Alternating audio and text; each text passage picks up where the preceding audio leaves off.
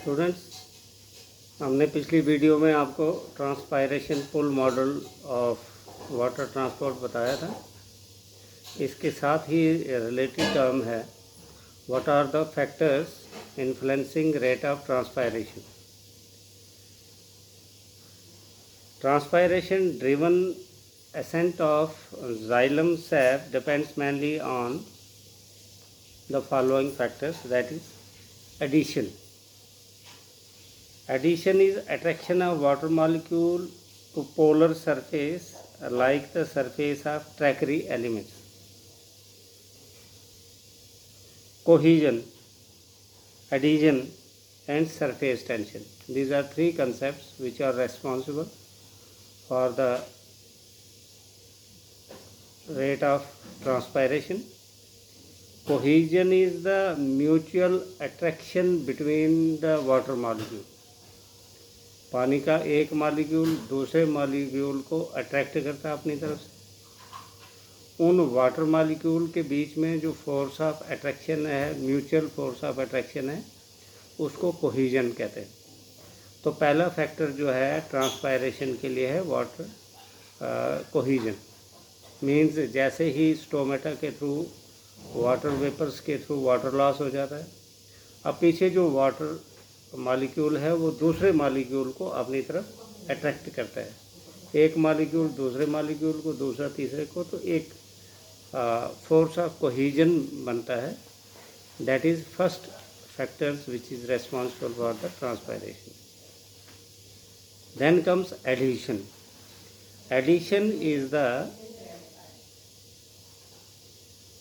attraction of water molecules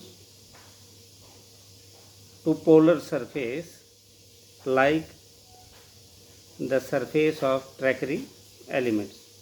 water molecule और जो polar surfaces हैं वहाँ ट्रैक्री एलिमेंट्स के बीच में जो फोर्स ऑफ अट्रैक्शन होती है उसको एडिशन कहते हैं। Then comes surface tension.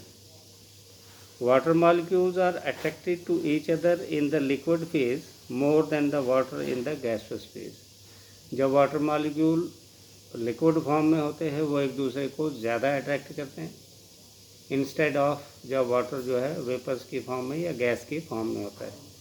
तो that is called surface tension. तो these are three factors which influence the rate of transpiration. Means higher the cohesion, higher the rate of transpiration, more is the addition, more is the rate of transpiration, and more is the surface tension, then more is the rate of transpiration.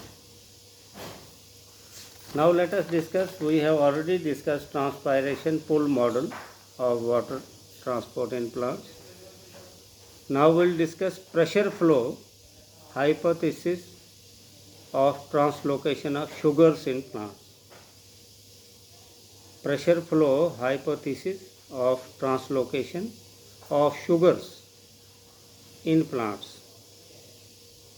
According to this hypothesis, food is prepared in the plant leaves in the form of glucose by the process of photosynthesis that already you know. Before moving into the source cells present in the phloem, the glucose is converted to sucrose. इससे पहले कि वो किसी source cell तक जो है translocate हो, जो फोटोसिंथेसिस की प्रोसेस से ग्लूकोज तैयार होता है वो ग्लूकोज जो है वो सक्रोस में कन्वर्ट होता है।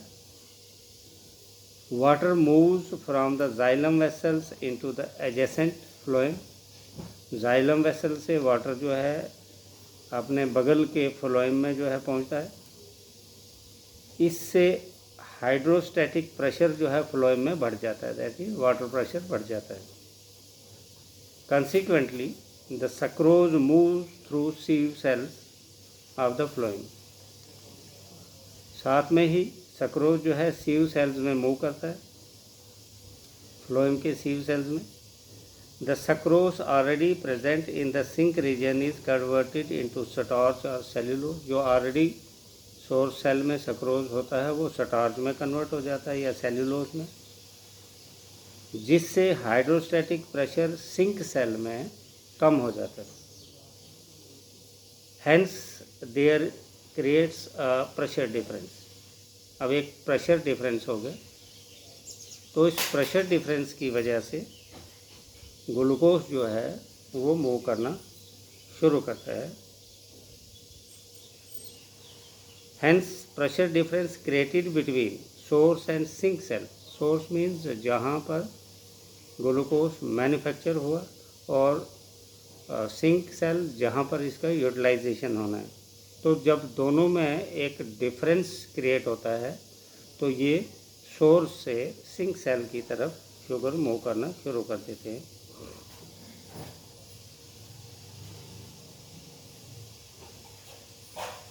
The starch or cellulose is finally removed from the sink cells through an active transport. अब स्टार्च वहाँ से मूव कर जाती है, उसकी जगह पे नया सक्रोस आ जाता है, वो फिर कन्वर्ट करता है और ग्लूकोज बनाता है। इस तरह से ये प्रोसेस जो है वो चलते रहती है। तो this is pressure flow hypothesis of translocation of sugars in plants.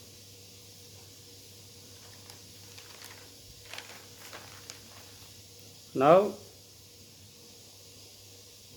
what are the factors affecting the rate of diffusion? छोटे छोटे कंसेप्ट हैं।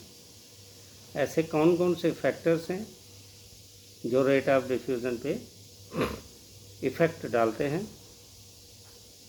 Temperature is the first factor. Higher the temperature, higher the diffusion. Then pressure, concentration gradient. अगर एक solution में concentration ज़्यादा है, दूसरे में कम है, तो हायर कंसंट्रेशन से लोअर कंसंट्रेशन की तरफ सॉल्यूट मूव करते हैं। सेपरेटिंग मेम्ब्रेन परमेबल है, सेमी परमेबल है, इम्परमेबल है, उस पर भी डिपेंड करता है रेट ऑफ डिफ्यूजन। तो सीधे सीधे फैक्टर्स आ गए, temperature, pressure, concentration gradient and separating membrane permeability, whether the membrane allows selective entry or full entry or no entry. Another concept is what are porins. Porins are beta barrel proteins that cross a cellular membrane. Basically porins जो हैं वो beta barrel proteins होती हैं जो cell membrane को cross कर जाती हैं, through which molecule can diffuse. और ये एक पोर का काम करते हैं। उस पोर के थ्रू जो है ये मॉलिक्यूल जो हैं वो डिफ्यूज हो सकते हैं। पोरिन्स और beta barrel protein that cross a cellular membrane and act as a pour.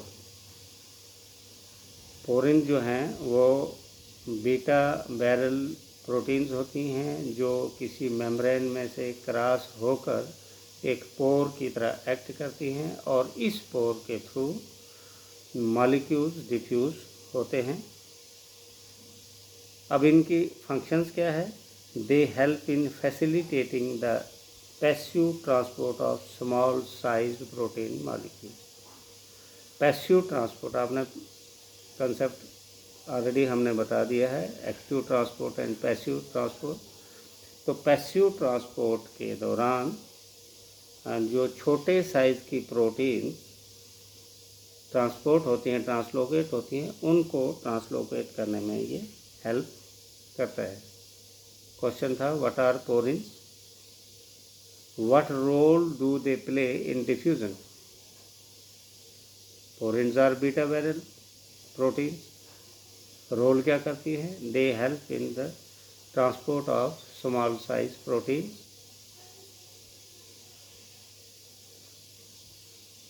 During passive transport. Let us take up one more concept, that is What is the role played by protein pumps during active transport? Protein pumps क्या role अदा करते हैं active transport के दौरान? In plant cells protein pumps are use to transport the substances against the concentration gradient. अभी तक हम कर रहे थे कि हायर कंसंट्रेशन से लोअर कंसंट्रेशन की तरफ जब सॉल्यूट मूव करते हैं उसको पैसिव ट्रांसपोर्ट भी कहते हैं, लेकिन एक्टिव ट्रांसपोर्ट हो गया कि लोअर कंसंट्रेशन से हायर कंसंट्रेशन की तरफ मॉलिक्यूल्स को मूव करने के लिए active transport takes place. Active transport में एनर्जी का इन्वॉल्वमेंट होता है, तो ये प्रोटीन पंप्स एक्टिव ट्रांसपोर्ट में हेल्प करती हैं। Against the concentration gradient means region of lower concentration to region of higher concentration. The specific protein pumps are very specific in what substance it carries across the membrane. इनका एक particular काम होता है, ये they are very specific, ये all functions नहीं करती है। एक पर्टिकुलर प्रोटीन पंप जो है एक स्पेसिफिक सब्सटेंस को ही मेम्ब्रेन के थ्रू ट्रांसपोर्ट करती है, सभी को नहीं करती। These specific proteins make a complex with the substance to be transported across the membrane. ये जिस सब्सटेंस को ट्रांसपोर्ट करना होता है उसके साथ मिलकर एक कम्प्लेक्स सा बनाते हैं और उसकी ट्रांसपोर्टेशन करने में हेल्प करते हैं। तो this was what is the role played by protein pumps during active transport और in plants. Thank you very much.